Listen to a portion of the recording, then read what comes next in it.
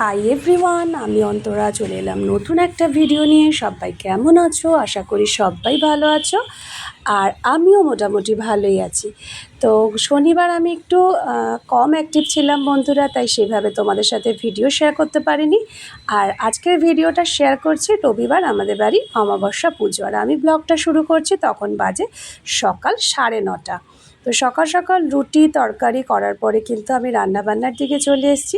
আমার স্বামী আর ছেলে খাবে দুপুরে, সেই কারণে তো আজকে সম্পূর্ণ রান্নাটাই হবে নিরামিষ, তাই জন্য মুগের ডাল বসিয়ে দিয়েছিলাম, সাথে করেছিলাম আলুর দম আর গোল গোল করে আলু ভাজা। তো আজকে যেহেতু অমাবস্যা পুজো, তো সেই কারণে আমাদের বাড়িতে নিরামিষই খাওয়া হয়, সাথে কিন্তু দইও ছিল। তো যাই হোক, আর আজকের ওয়েদারটা দেখো, যেহেতু শনিবার বিকেলের দিকে একটু বৃষ্টি হয়েছে, ওয়েদারটা অতটা গরম নেই, তবে রোদও নেই খুব একটা, একটু মেঘলা মেঘলাই আছে, তাই জন্য ওয়েদারটা কিন্তু বেশ ভালোই লাগছে। আর এদিকে আলু দমের জন্য আলু সিদ্ধ বসিয়ে দিয়েছি, সামান্য নুন দিয়ে কড়াইতে একটু সিদ্ধ করে নিচ্ছি, যেহেতু চন্দ্রমুখী আলু আবার প্রেশার কুকারে দিলে একেবারে গলে যায় বন্ধুরা, তো সেই কারণে প্রেশারে দিলাম না। তো আলুটা সিদ্ধ হয়ে যাওয়ার পরে আমি কড়াইতে তেল দিয়ে এবার আলুটাকে ভেজে নেব সামান্য নুন হলুদ দিয়ে। নিরামিষ আলুর দম তো, তাই আজকের রান্নাটা কিন্তু সম্পূর্ণ করব বাটা মশলায়। আর এদিকে হলুদ গুঁড়োটাই শুধু ব্যবহার করছি, আর এখানে একটু লবণ দিয়ে দিলাম। লবণ আগেও আমি আলু সিদ্ধতে দিয়েছি, এখানে সেই পরিমাণ আর দিলাম, একটু অল্প করেই দিলাম।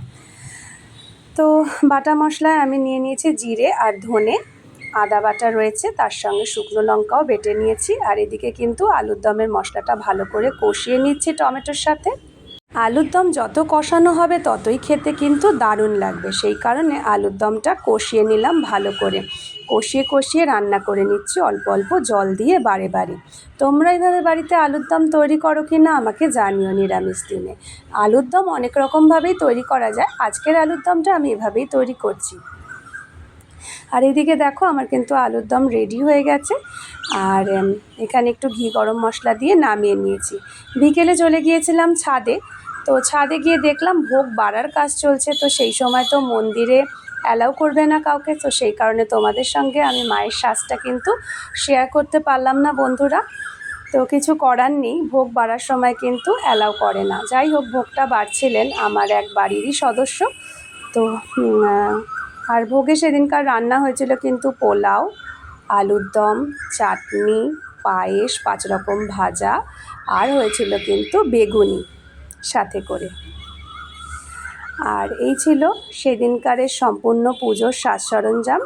তোমাদের কেমন লাগলো জানিও। অমাবস্যায় কাদের কাদের বাড়িতে পুজো হয় আমাকে জানাতে ভুলো না। আর আজকের ভিডিওটা এই পর্যন্তই ছিল, দেখা হবে নেক্সট ভিডিওতে।